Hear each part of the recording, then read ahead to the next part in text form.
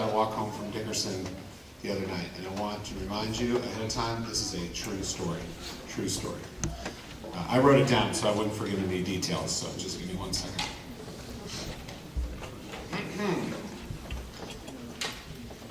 It was a dark fall evening in late October. I decided to go for a walk. As I stepped out my front door, I heard the wind begin to howl. The full moon was bright overhead.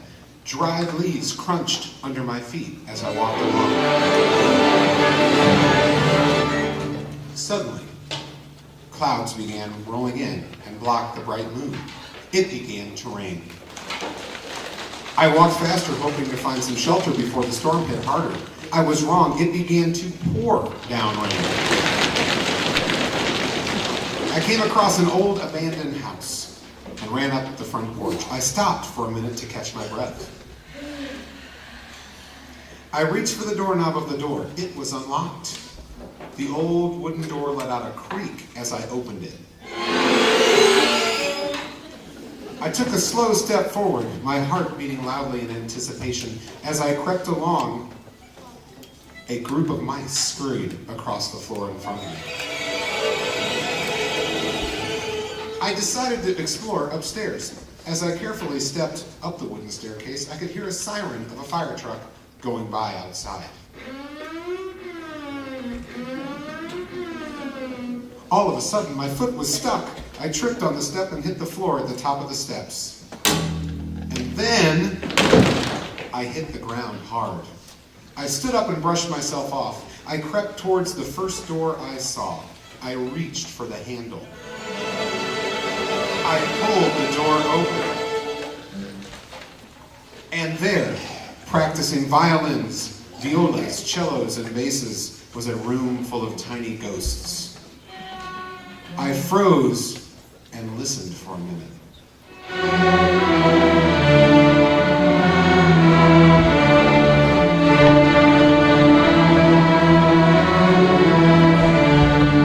Were they playing hot cross buns?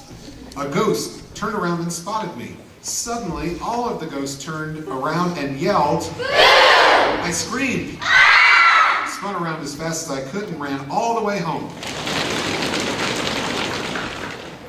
I sprinted up the steps of my front porch. I leapt up the staircase, jumped into bed, and dove under the covers. I sat as still as I could, trembling from fear. A loud knock came from the bedroom door. The ghosts followed me.